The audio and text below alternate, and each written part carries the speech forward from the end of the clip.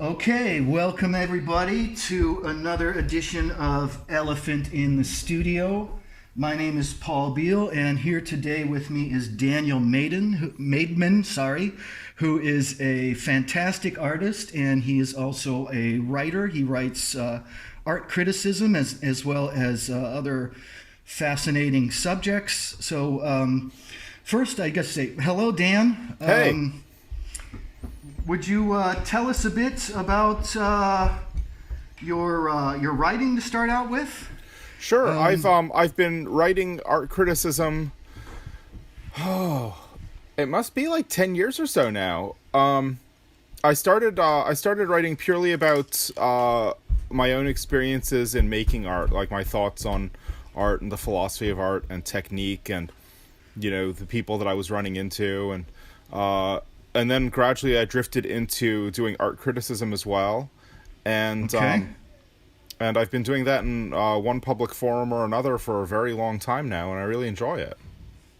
Yeah, I guess I should say, one of the reasons why I was really happy to invite you here was because, when I first started doing paintings live of people online, you saw my work and you ended up writing an article for the HuffPost, I think at the time you were writing, right? Yeah, And, so that was, a really nice connection for me to kind of go back to the roots of sort of where this started.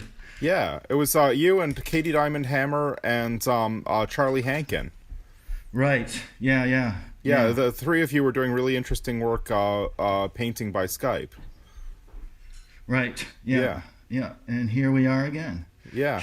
Did did I ever tell you that the Skype programmers came across that article and prioritized reducing the cyan level in Skype because of it?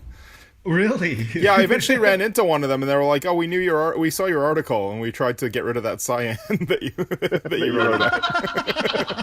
We weren't saying the cyan was a bad thing. No, it's just lonely. Anyway, Katie's That's funny. she's mostly doing art criticism these days, and Charlie has segued over to being a cartoonist for the New Yorker. Wow. He's Nice. really funny. Nice. And So, one question when it comes to art criticism, there's many different sort of styles of art criticism. yeah. Do you are you only writing about people who you feel positive about? Do you ever do sort of trashing kind of reviews or Almost never. almost I get never? I get to choose who I write about, and if I were not an active artist myself, I would be much more comfortable writing negative reviews. But I figure that no matter how tenuous the link, I'm in competition with everyone I write about, and it would be unfair to tear someone down if I stood to benefit from it. So That makes sense. if I don't like the work, I just won't write about it. It Yeah. doesn't seem right. Yeah, I think that's better. I mean, maybe only in the sort of case where, somebody really seems like they're doing something, totally sort of insincere and, something like that would it, because most people that are making art, they are really, taking it seriously, and it's important to them to, with whatever skills or thoughts that they have to do something that's meaningful, and to get trashed, that's tough. Yeah, and I try to look at work outside of my comfort zone and figure out what there is to see in it.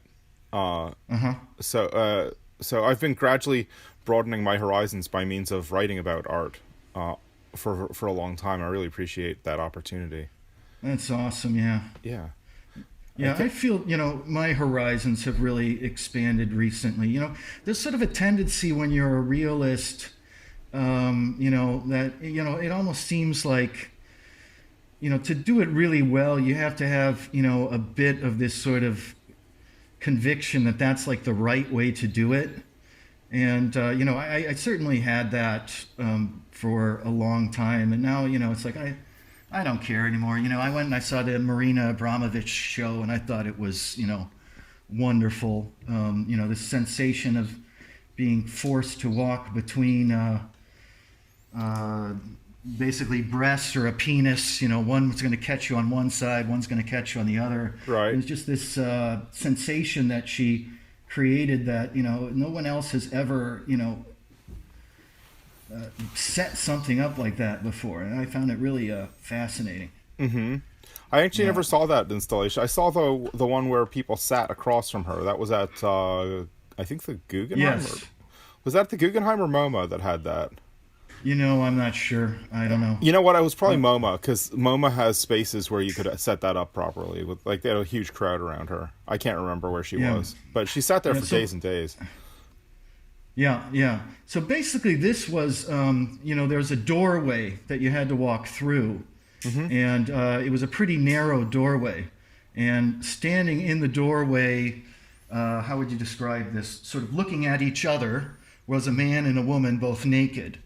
So as you walk through, you had to choose: do I turn towards the woman? In which case, you know, her breasts are going to brush against my chest and you're going to get a penis kind of rubbing against your ass, or do you turn the other way and you get the opposite sort of thing? And, you know, it's this really, you know, you do it and you're like, man, I just like brushed up against two naked people in public.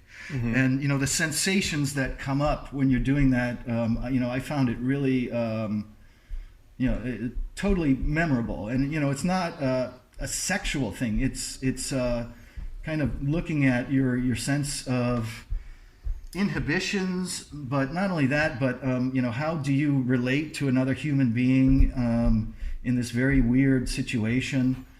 And you know, I just the whole show I thought was, most of the show at least, was really, you know, very memorable.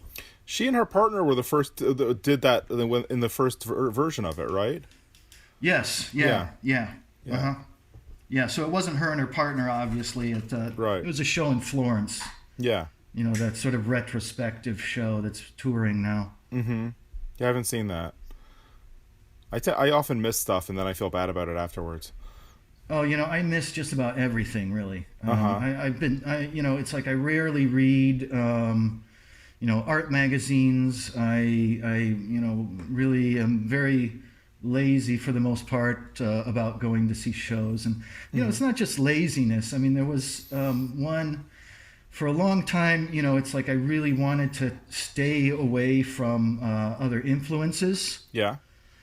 And you know, that was part of it, you know, because in a certain sense, you know, I kind of felt like you know, there's a danger to what I'm going to do. You know, either I really love it and, you know, I emulate it, which felt kind of wrong to me, or you know, I love it and I kind of feel like, oh, you know, I'm doing so terrible, you know, you know, I can't, you know, compete with that. So that was another kind of issue of it. And the other thing was just, I just wanted to stay in my studio and keep painting, you know, like making the show rounds and, you know, showing up. It was, you know, the distraction, really, I felt. I don't really enjoy walking into a social scene where I don't know anybody, but I like going No. to shows where, you know, a bunch of my friends are there. Yeah. You know, that, or if I'm gonna go and I don't know anyone, I'm gonna have to really want to actually see the art. And Yeah. Sure. so, but I do try to get out and see what's going on. There's a lot of trash being made, but occasionally you'll see something interesting. Yeah, of course, you know, in New York, you have a much richer palette of shows to choose from every month. When at least you did before all the recent problems had come Right? up. Yeah. Yeah, We will see if there's that some, comes back.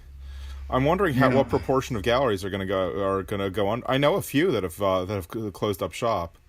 already. So Yeah, not yeah, surprising. yeah. So Yeah, we'll see. yeah, But it's and you know, I mean, galleries already with you know, the rise of, you know, internet sales and all of that. You know, I think they're already under a lot of strain. I mean, and you know, yeah, just to be a gallery is a strained business anyhow. yeah, You never really know what's coming next. yeah. I mean, I sell most of my work myself. Um, Yeah, so And I think it's not that difficult to do anymore. It used to be really difficult, and now it's a lot easier Yeah. because of. I just got an email from the Agora Gallery a couple of days ago. Are they still there? Yeah, I guess so. Yeah. Do you want to explain about that to your viewers? Well, the Agora Gallery is what you call a vanity gallery.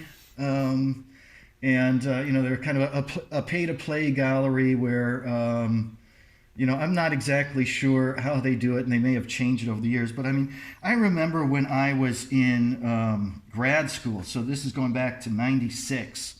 One of my professors, mentioned as an example of a vanity gallery, the Agora Gallery, and this gallery is still going strong. There's people who really, really want that New York show. And, they say, well, they do this promotion and that, and it costs me this much. And, they consider it worthwhile, but it really, probably isn't. Because, I don't want to, slander them, because I certainly have never gone to one of their shows, but, at least the word on the street is not terribly good. No, and even if everything against vanity galleries were to vanish tomorrow, Agora would be grandfathered out, because they've been doing this for forever. Yeah. They would not join the list of acceptable. Yeah. And also I think almost all artists who. I don't know how they're searching, but once you hit some threshold of being perceptible, you get the email. Yeah. So maybe, if you get the email, you should look at that as a sort of compliment. You've made it to some kind of level. They've noticed your website. Yeah. We've got a website. Maybe that's what it means. I mean, they must send out a zillion of those things to stay in business. And I'm sure it's probably not the first one I've gotten, because I get dozens of things from galleries like that. Not every month, but I get at least probably one or two a month on an average. Remember the Amsterdam Whitney? That was the other Chelsea vanity gallery that would email you out of the blue and say, "Hey, we're excited to show your work." I haven't heard from them in many I haven't even heard about them in many years, so they may have gone out of business. Yeah.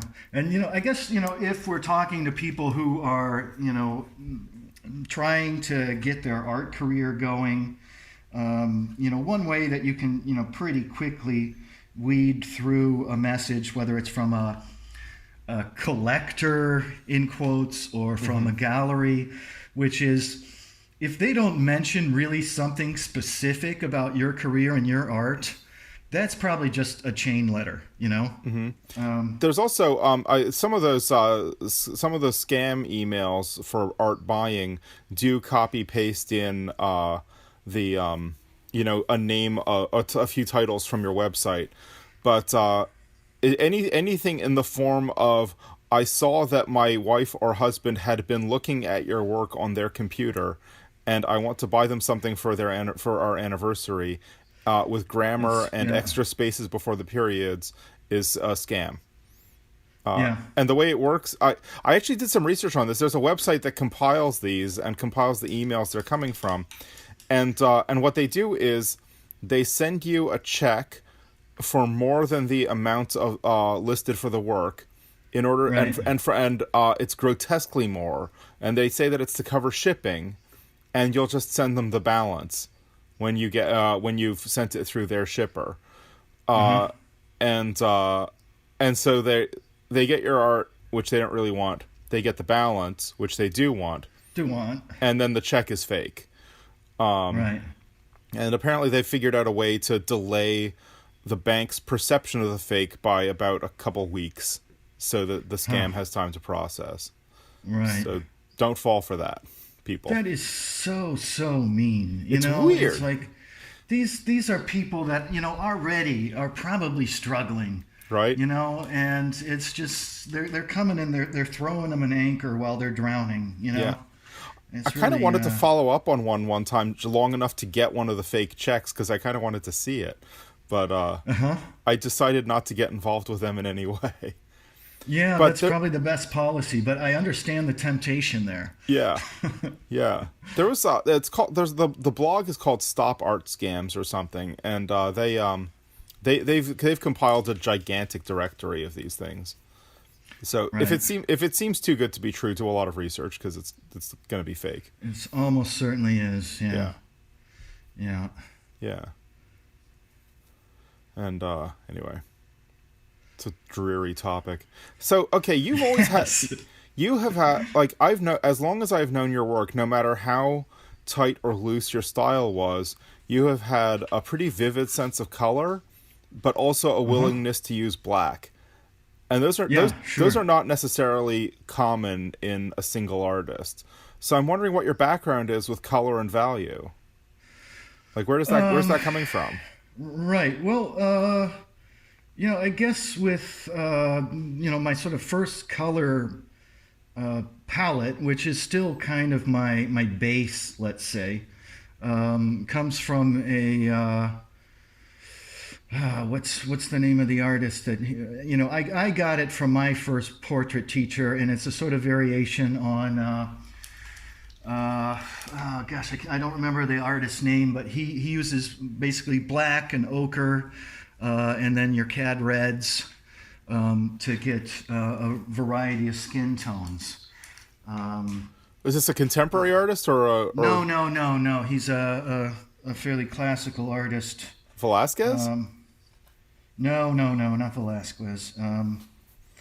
I'm thinking he's more sort of out of the kind of pre-Raphaelite kind of period.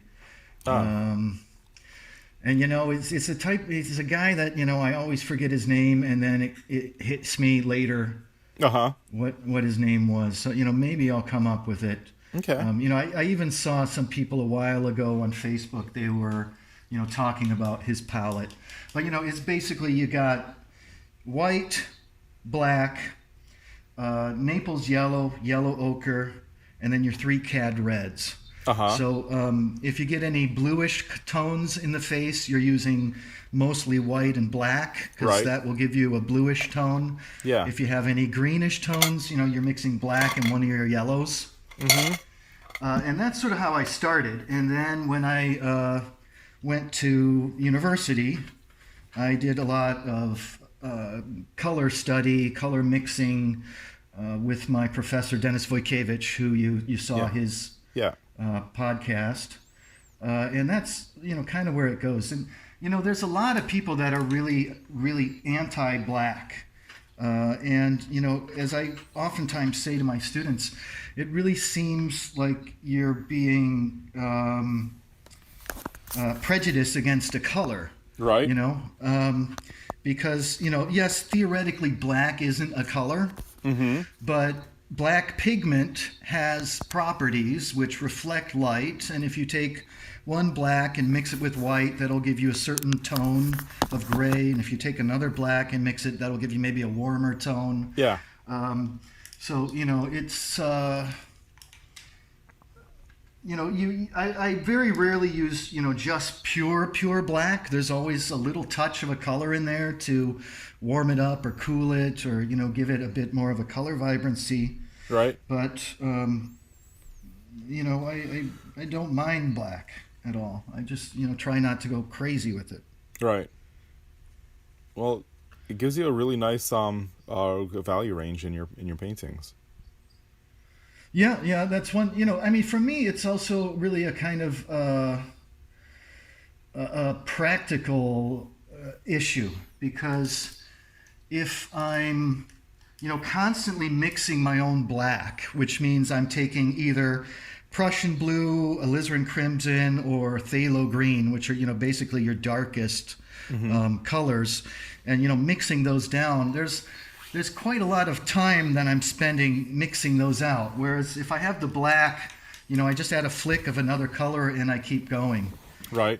So it's also just practically speaking, it's a little bit faster for me to apply. And that's maybe one of the reasons why I use it. Maybe another one is just because the first guy that I really respected was using it as well. Right. So that was Yeah. another issue. So how many years Yeah. have you been in Italy? I've been here since 97 Wow. permanently. With a short 3 years, I was in Germany. That was sort of one exception. And I was also here for a year back in 93 as a student. So, it's kind of not really sure exactly how I should count the years, but, I'm definitely over 20 years now. Right. Yeah. And I didn't really mean to live here. It was, had just moved to New York, and I got a invite from the school that I had studied at here to come and teach. And I, asked my friend, well, what do you think I should do? And he said, well, New York's always here, but a chance to get to Italy, is pretty rare. Which, in hindsight with my life seems kind of ironic because, it's like I really would like to spend some more time in New York at this stage in my life, but Well, give me a that's call if the you way ever it come worked. come through town. Yeah, I'd love to. Yeah. I'd love to. Maybe now I'll be able to get a little bit more free time to do some traveling. Because, what the problem would always be is whenever I'd come to the States, it'd be like twice a year or once every 2 years. Uh-huh. And I have to, bring my daughters along, which, gets kind of expensive. And, basically, I have to go and visit my parents. So, I never really had lots of time. I'd love to take them on a trip just, through America and show them, how varied the different places are, for example. Yeah. But I really haven't had that opportunity. And hopefully I'm going to be able to No, make that happen soon. doing a long road trip would be great. Yeah. Yeah. I really like doing that. I used to do that a lot. Yeah, road trips. I had some fantastic road trips with one of my friends. Just, crazy sort of things. Like he finds out there's a concert of Jane's Addiction in Omaha, Nebraska the next day, and we're in San Diego. Uh-huh. It's like, 24 hours driving straight through, get to Omaha, Nebraska, go to sleep for a few hours, get up, go to the concert, and then, sleep again, wake up in the morning, and then start heading back to the East Coast. It was just Nice. crazy. Yeah. Yeah. Wonderful. Yeah, it'll be nice to do that again. So, we haven't discussed your work at all yet, and we definitely should because it's really fabulous. Thanks. And, mostly what I've seen are your drawings, and I know you do some paintings as well, right? Yeah. Less right now because of because I'm not really in a painting optimized space here. Yeah, of course. I mostly paint in Brooklyn, and I can't get to Brooklyn currently.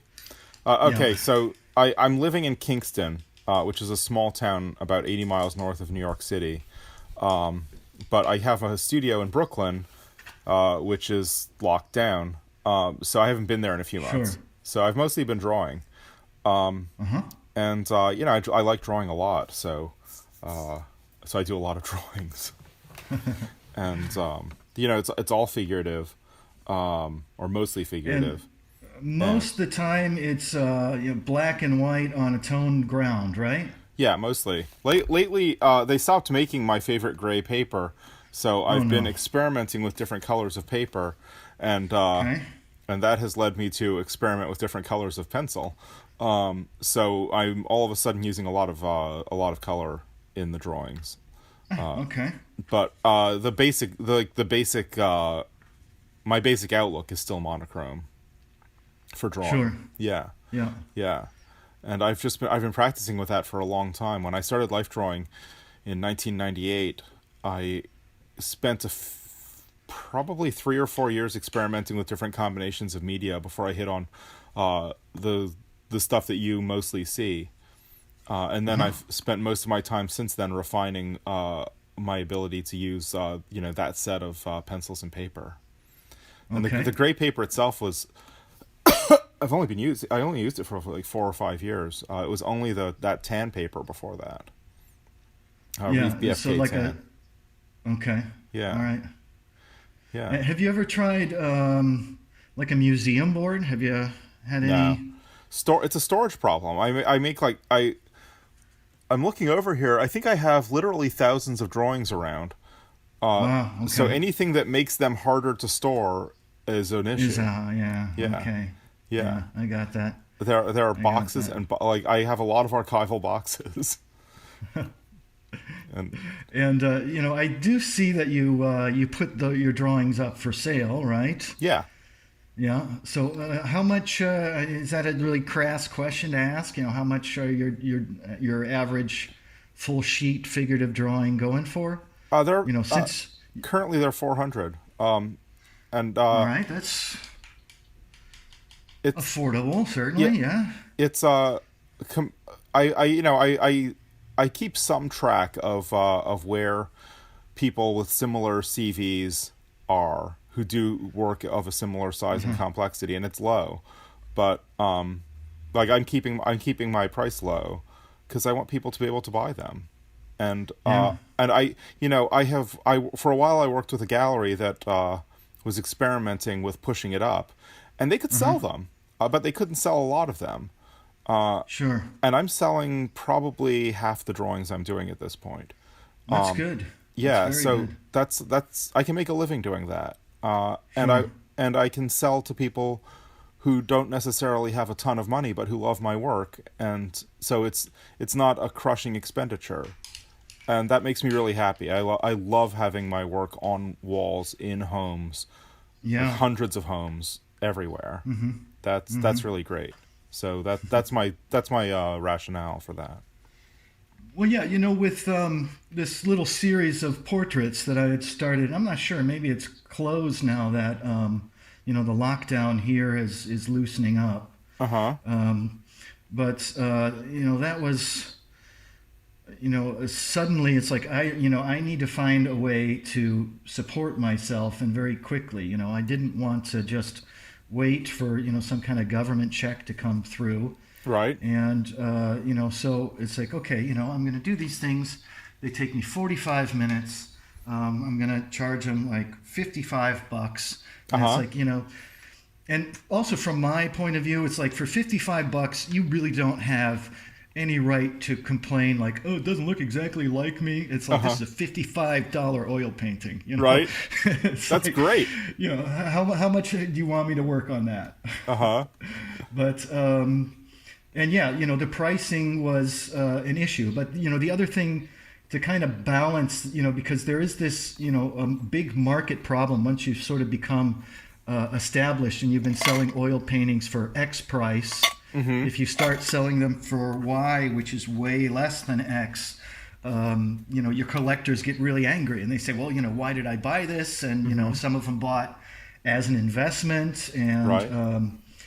so, my idea with this is by keeping them small and in this very kind of clear format, Yeah. very, very different from the other ones, I make it really clear that, the prices of these aren't reflective of the prices of, my larger, more sort of elaborate work. Yeah. I mean, I think And that if you want, and this is, I've given a lot of thought to this. Like, if you want to have a lower price for something, and you have established higher prices, this is extremely crass. This is the business end of art. You have to create a different product line, and yeah. and make it and brand it differently, and then it's okay. Like I have these loose line drawings that I do that are like 5x7 on heavy printmaking board, like heavy printmaking paper, like Strathmore's 280 grams per square meter printmaking paper. They're 5x7, and they're like very quick line drawings. They're like $60 because Right. I love doing them. I've done thousands of those. I never even tried to sell them before, but I was like, I could create something for people who are operating on like a student budget, and people are buying Yeah. them. Like it's Yeah. nice to be able to have like a postcard-sized piece of original art that you can afford. Maybe give it as a present or send it to somebody, and it's nice. And yeah, and it's also, I'm not coming from Russian oil baron families, Right? and I really do like that, people who came from the sort of background that I came from can, actually afford my work. Yeah. And that's somewhat important to me. Right. And Fabulous. another thing which kind of sparked this as well is I've been following Sergio Gomez's professional artist career development course. Okay. And one thing when he was doing, I think it was the marketing day or something like this. Mm-hmm. He was talking about your sort of pyramid of collectors, where up the top you have your oil tycoons or Bill Gates types. Right. And then you've got your sort of middle zone, and then what he said, what most people are sort of ignoring is, that sort of foundation of that pyramid, Mm-hmm. which is huge. Yeah. And they can't pay a whole lot, but that's a huge market there. Yeah. And that's really, again, I don't want it to sound too crass, but if you're gonna survive as an artist, you have to have some kind of an eye on, how are you selling and surviving, and also not selling out as well. Mm-hmm. Yeah. And those, and people who are buying work at that level, often the money that they're paying for it means more to them, which means that they're people who Yes. really love your work. And like Yeah. it is great to meet people who really love your work. And Yeah. It's not just an investment for them. They're No. buying it for a very different reason. Yeah. And that's wonderful. There's certainly nothing wrong with you know looking for those people as well. Yeah. So where are you trying to go as an artist these days? Like not in a business or career sense, but like where's your vision taking you? Well, right now, I really gotten into these little portraits that I'm doing, and I have this feeling like I want to paint. At first, I said I want to paint like 1 million people before I die, and then Uh-huh. I did the math, and it was like, okay, 300,000 still seems pretty optimistic Yeah. given the lifespan I've got in front of me. Right? And that was really sort of one of my last thoughts in terms of where I'm going. But I'm really not sure. I can't be sure. And the other thing is, with most of my works in the past, they weren't sort of, I never planned a series for the most part. I would get a model and I would start painting and sort of see what came out of that. Mm-hmm. So, I am thinking now, am I going to keep kind of going on that course after this kind of mania for painting these wonderful little portraits runs out, or am I going to do something else? And, I'm really not sure. And I even feel really good about not being sure at the moment. Mm-hmm. Maybe it's that kind of COVID effect where you realize, these plans that we're making, they could be just wiped away in a second. So, don't make too many plans ahead of time. And, I'm sure these feelings are going to subside as the situation improves. Hopefully Right. it will improve. Yeah. Do you draw? Not a whole lot anymore. Huh. I don't make drawings for sale for the most part. Right. I used to. I used to make drawings with a fairly similar approach to yours, that Uh-huh. black and white on a tone paper. Right. But really very little for several different reasons. One, because when I was 28 or so, I started working with a gallery, and the gallery was all about selling paintings. And whenever I would give them something different, there was really nothing to do with it. Right. Also, the fact that when I do a drawing, I have to deal with framing and to protect it, because I don't like spray fixing drawings. No, I don't either. So, that was another issue. And I realized I got to a point where I can make a painting so much faster than I can make a drawing. Interesting. And, so just about every way I look at it, it's like I can do a painting faster.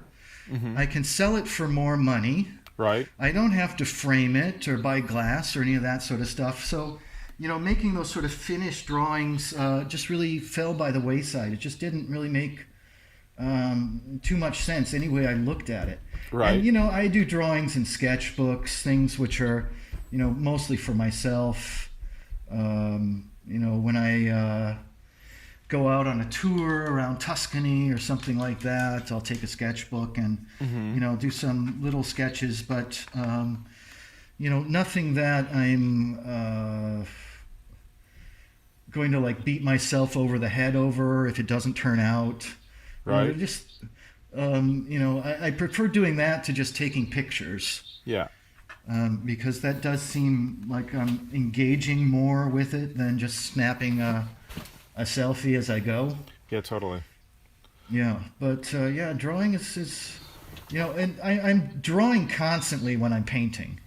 It's this back and forth between the drawing aspects, finding where these shapes are and values, and the painting aspects, which are of course color and the gesture of the brush mark and those sort of qualities. Right. This is completely off topic, but am I looking at daylight to your right and tungsten to your left as your light sources? No, I've got one cold light bulb and one warm light bulb. Okay, so that's a light bulb. It is fairly close to that daylight and tungsten effect. Uh-huh. Yeah, which isn't casual.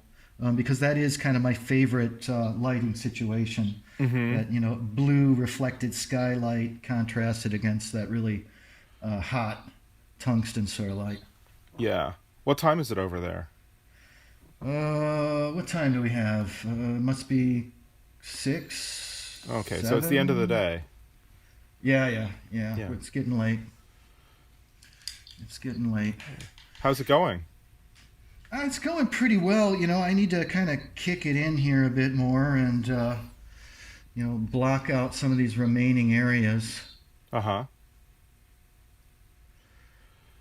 And, also, when I'm painting a fellow realist, I might tend to get slightly more anal retentive about things. This happened with, did you see the portrait that Sandro Kopp did of me? No, I don't think I did. He's this terrific. He's in Scotland, and he also does Skype portraiture, and has been doing it for many years. I didn't know him at the time that we did our piece, but he did one of me, and he's usually like very loose and was using mostly markers, and he got tighter and used pencil. When we were working together, I felt kind of bad. It turned out beautifully, but I was like, oh man, I'm restraining his natural impulse because he knows the way I draw, and I hope it wasn't a bad influence. But he's been doing these beautiful, it's all very like light marker washes and colored pencil. But he's been doing that for years anyway because he's in a remote castle in Scotland or something. And, right. Yeah.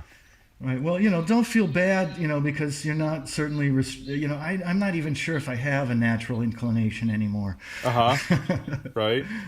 And that is actually kind of one of the things I've always kind of been against this idea of developing that signature style.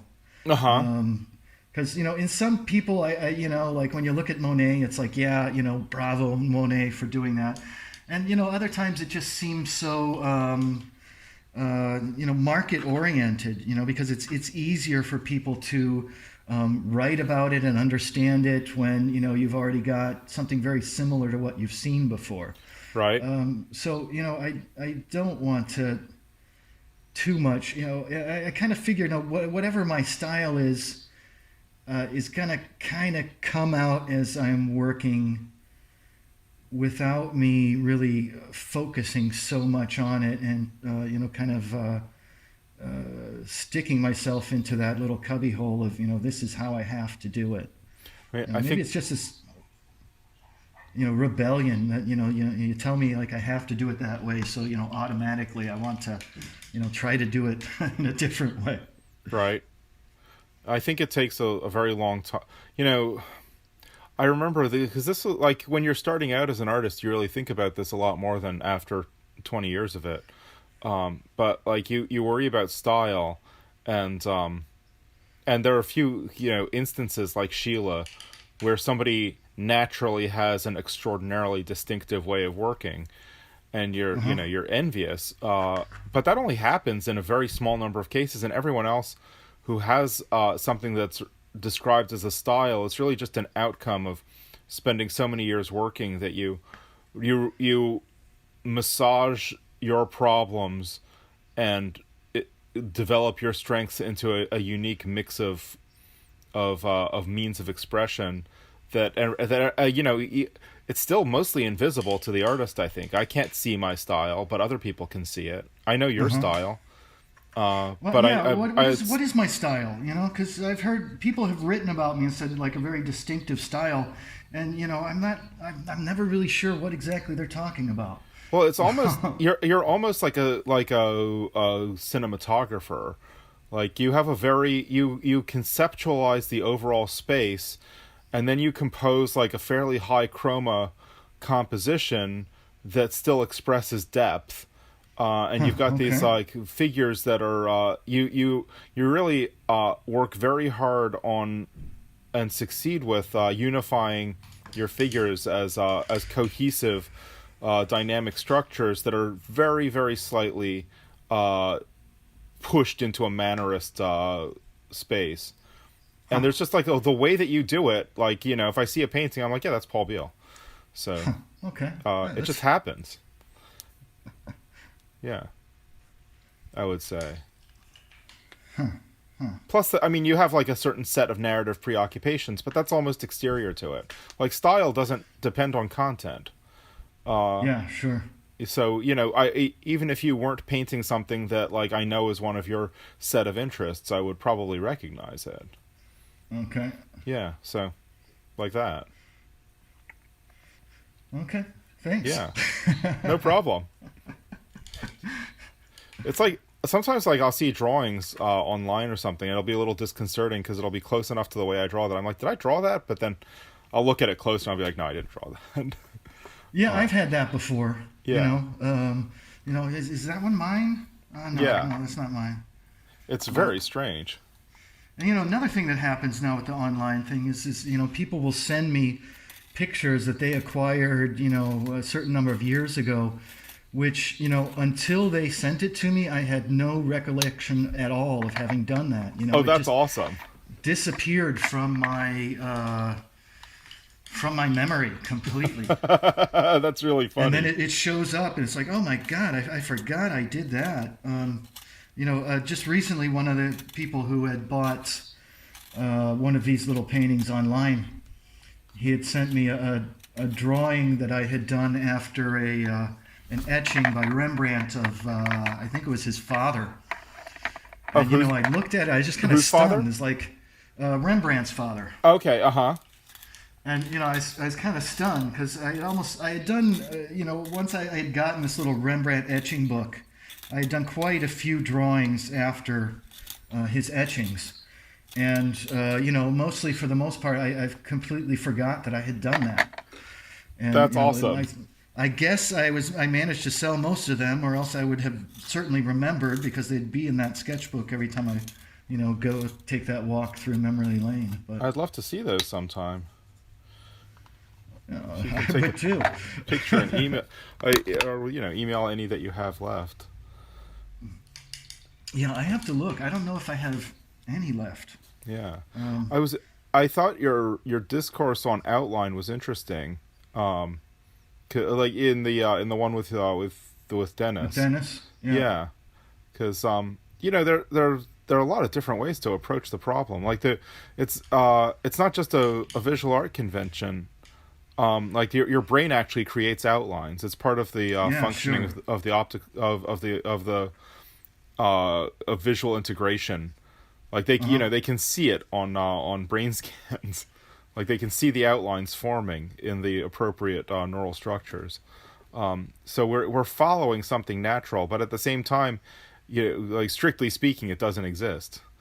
Yeah. So it's fascinating. Like I there aren't that many artists that I know who are explicitly rejecting the outline as a tool of rendering. So that was Well, really interesting to I watch that. don't reject it. Even with yours, I did start out a bit with an outline. Uh huh. Um, you know, but I do when I'm putting that line down.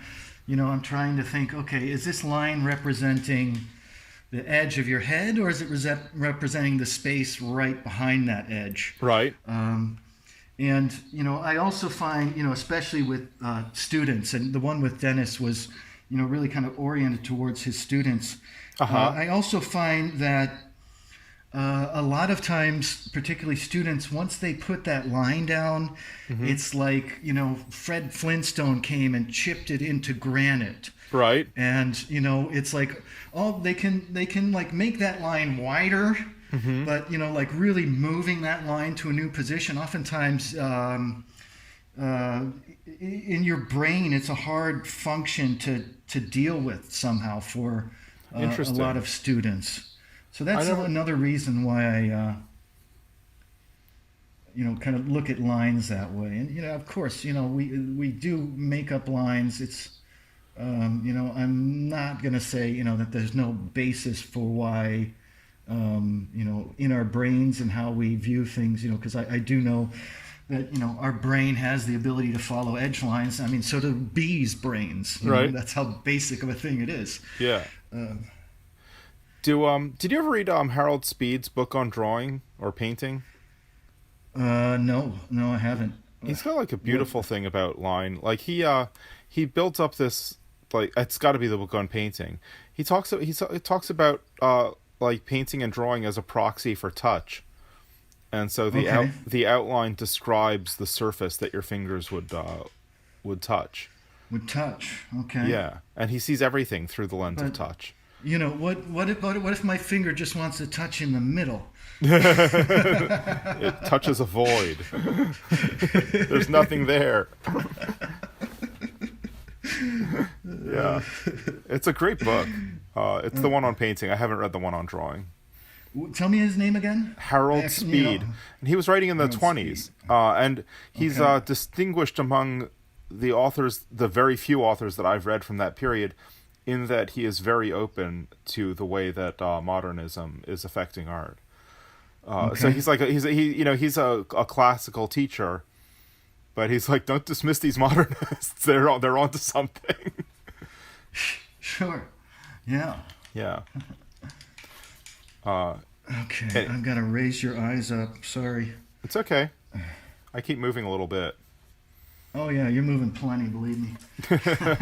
I'm not a model. It wasn't a prerequisite. The what? It wasn't a prerequisite, Right. Who else have you had on this series? I only had the chance to watch the one. Okay, I've had Dennis. Yeah. My former professor. I had Valentina Wonder, who is an Italian bodybuilder, female bodybuilder, who, I sort of met through Facebook, and we had an interesting conversation, and she, sat for me in one of her, she has this whole Wonder Woman kind of vibe, so she has this kind of Wonder Woman costume that she wore. Awesome. I had Duchess the Clown, who is a dominatrix clown. Okay. And we had a pretty fascinating conversation. Awesome. Which kind of ranged through all sorts of subjects. Let's see, who else? David Eichenberg. You know David? Yeah. I think I'm almost certain that we've hung out. Yeah, we were in the BP together when he won the third place. I got the travel award. That's cool. And, just by chance, we're sitting at this sort of awards table next to each other. And, he's from Toledo, Ohio, which is 20 minutes north of where I went to school. Uh-huh. And, it's really weird that we're both these, realist artists and from that area, and we had, no idea that the other one existed at all. Oh, really? So that, yeah. Huh. Yeah, well, that's probably also tells you a lot about, how often I get around to see shows and things. Right. That might have something to do with it. No, he's And then, Angelica? yeah, Angelica, who is actually, she's a sort of cousin of mine. She's a blogger in DC. hmm And then the last one who we've recorded and haven't gotten editor out yet is Jonty Hurwitz, who is a sort of conceptual artist, and he holds the world's record for the world's smallest sculpture. Oh, wow. That about Rebecca. Oh, and Rebecca as well, who is a friend of mine who's now working in a sort of an administrative position in a artist. What would you call that? Artist kind of collective, one of these kind of buildings where they rent places and they do shows together, just outside of Chicago. Okay. Yeah. So you've done a lot of these. Yeah, well, I mean, we just really got started, basically, and, I want to do more. Cool. Want to get more done. And All right, so raising the eyes has helped. That's good. And you're one of these artists who can talk while they work. Yeah, actually, I really get off having an audience. I love that. It's sometimes when I'm aware that people are watching me, I almost even put on a little bit of a show for them, like I'll paint using both my hands at the same time, kind of things like that. Right. Which, maybe sounds kind of cheap, but also it's kind of like living out my Jimi Hendrix fantasy. Why does Jimmy play that way? Well, because he can. Right. There was this crazy thing that Casey Bow and Raisha Perlmutter did at the Face conference last year, where they it was as far as like painting as performance, where they had like the same model and two large canvases, and I think like every 5 or 6 minutes they would just switch canvases. Oh, that sounds awesome. It turned out great, and they played like Flight of the Bumblebee through a lot of it. Okay, right. And they did Perfect. fantastic work. You wouldn't think that kind of thing would work out well at all, but they produced two really impressive paintings. Huh.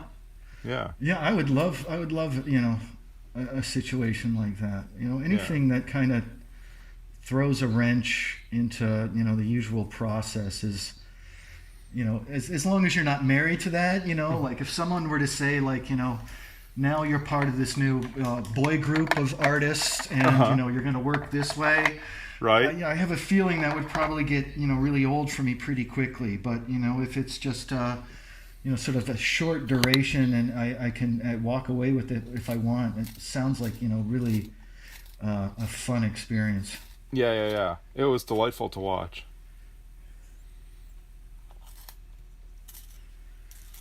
All right, let's see. Highlight there.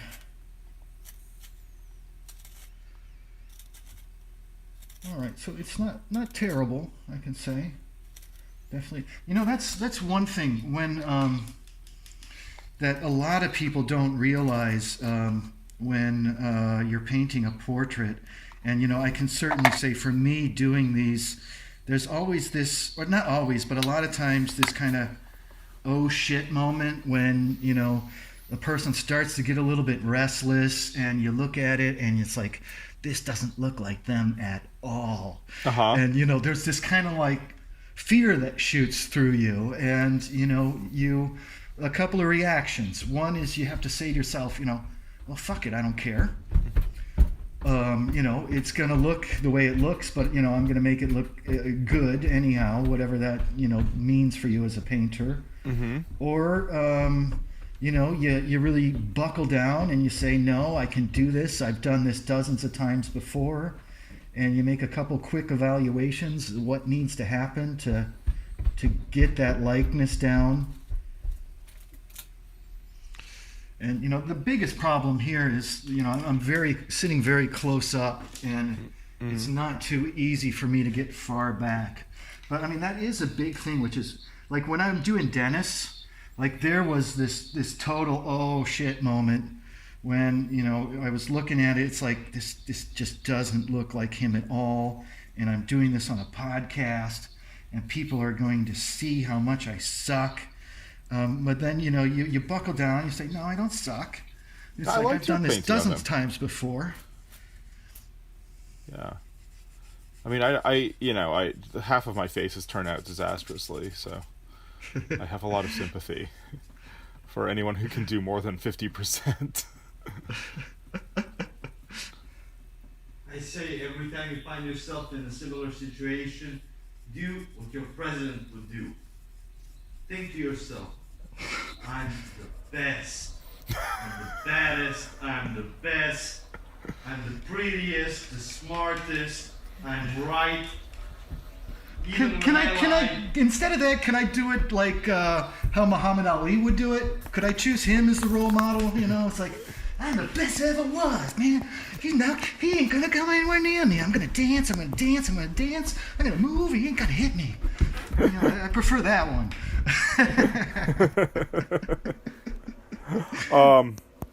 Who's your, tell me about the guys in the studio with you. It's the same guy as in the other one, right?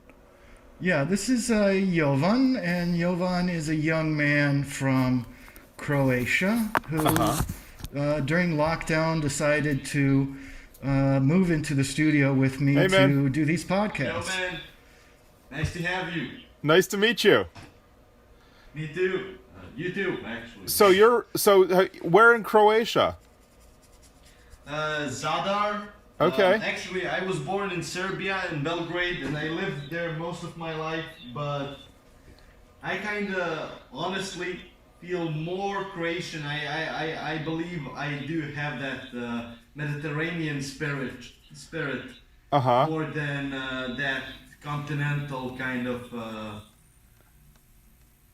I don't know, how would I call it?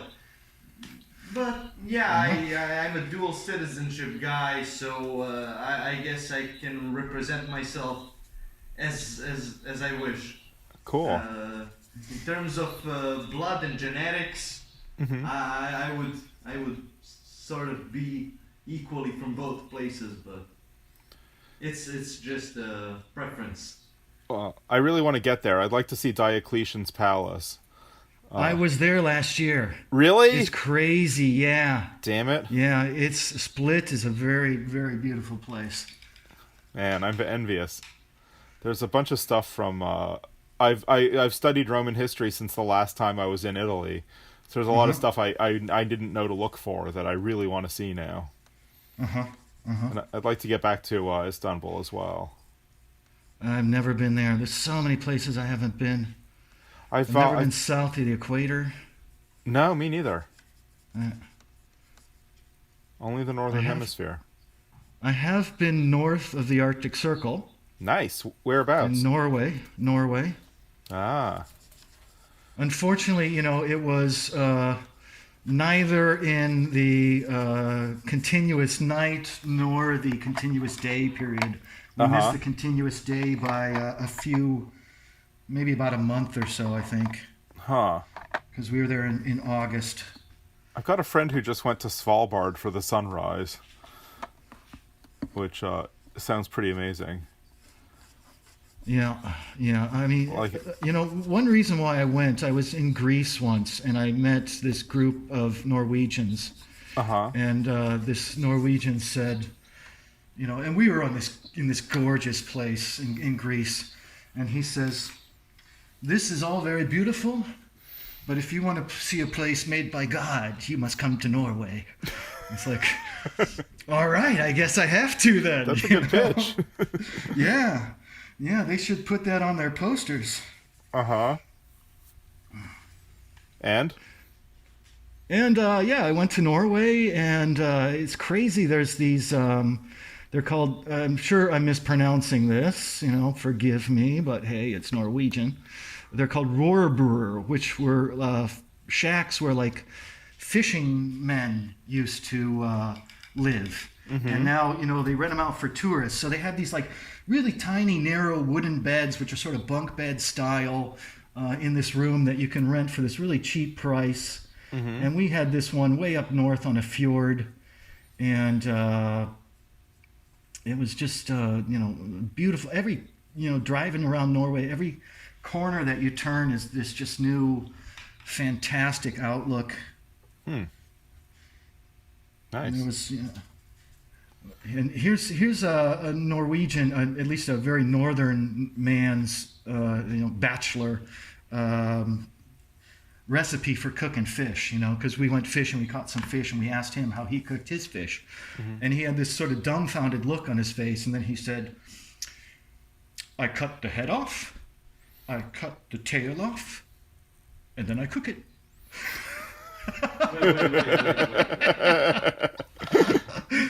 Like, really? Okay, thanks. That gives us some clues. No spices there, or what about the intestine and all that nasty stuff in the stomach? Oh, the pickled fish? I don't know. Maybe he was assuming that the fish were already gutted.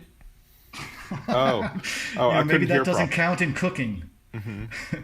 Beheading and tailifying, yeah, that counts, but not. Not The gutting. Norwegians have lutefisk, right? Yeah, I think so. It's all these like pickled fish things that Northern Europeans do. Yeah, actually, I mostly lived on flatbrot. And of course, I'm mispronouncing it, but it's like this, wafer kind of bread, which you buy in this big, thick box. And, because Norway it's quite expensive. And, all road trip is just like constantly eating this flatbread stuff to kind of stay alive. I had an Icelandic friend. I asked her about, their local, famously nasty, like rotten or pickled fish variant. She was like, "We mostly make that for tourists at this point because it's really vile." Sure. It's horrid. All right. Well, I am getting close here. Awesome. Got your shirt pretty well done there, and now I just kind of want to look. I mean, you look a little bit mean. I've got a resting bitch face. Basically, there's nothing I can do about it.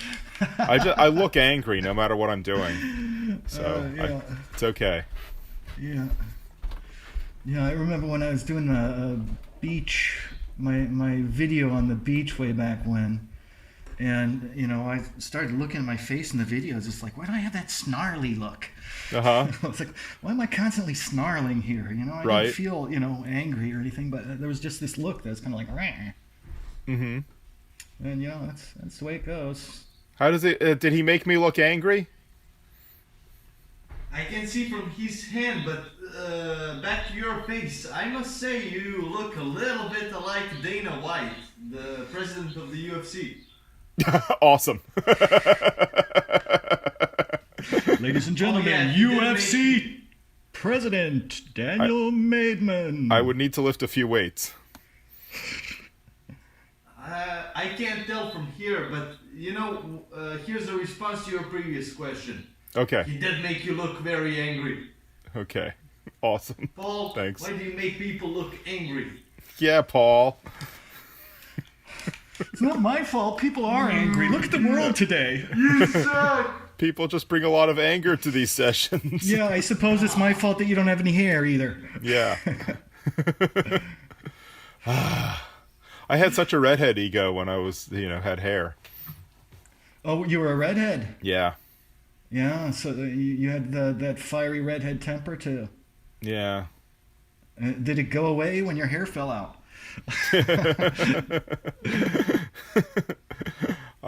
To some extent, actually. Well, my hair turned brown first, which is depressing too.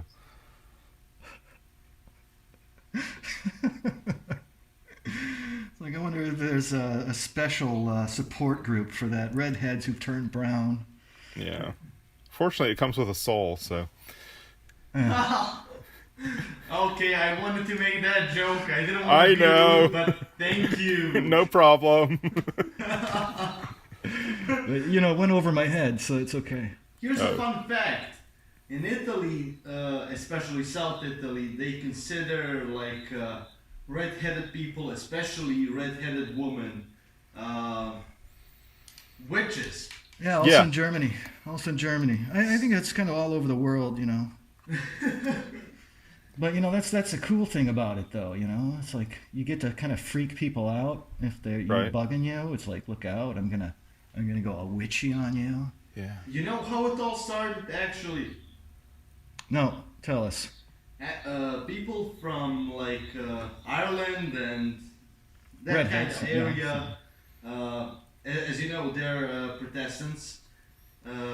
So basically, Catholics did not in any way agree to their view of Christian religion. So basically, they started. What is the expression when the church does the prosecute the church? Inquisition. Yeah. Basically, they burn them on bonfires as witches. Bonfires, right? Mm-hmm. And there was even an expression, since there was a small group of people who I would assume migrated from Ireland and those parts to South Italy, more specifically to Benevento, and they even have an expression, strega di Benevento, which would be like a witch from Benevento. Nice. Yeah. I like these Because stories. those women would kind of be quite convincing, and they would probably do some sorts of manipulations, or I wouldn't dare to say more with a guarantee of it being true, but it's kind of closed-minded, but you know, I can definitely find cases in which the stereotype might apply, and you know, like apply big time. Mm-hmm. I even have an aunt of mine who was always kind of cold. Nobody in the family has red hair. She kind of has it, and she's cold as ice. Mm-hmm. Literally. I don't know what the hell is that, man. That's awesome. All right, so I think Well, I had a really good friend in college I can who call it. also Yeah, had. tell me. She also had red hair, and she still has it. It's very frustrating. Because you're no longer part of the club. No, I've been exiled. You're kind of like the nearly headless Nick of the redheads now. Oh God, I forgot about Nearly Headless Nick. That's Harry Potter, right? Yeah, that's the ghost who like almost had his head cut off, but not quite. So he couldn't get in that club of the headless ghosts. Yeah. It's it was a good series. Yeah, I liked it. Yeah. I read it way more times than I should have. It was one of those periods which, you know, could have used my life better. My wife just reread them because you know we're in quarantine. Right. Yeah. What are you reading? All right. Huh? Ah, you're done? I think so. Cool. I think so. Yeah. Let me. Can I see? Yeah.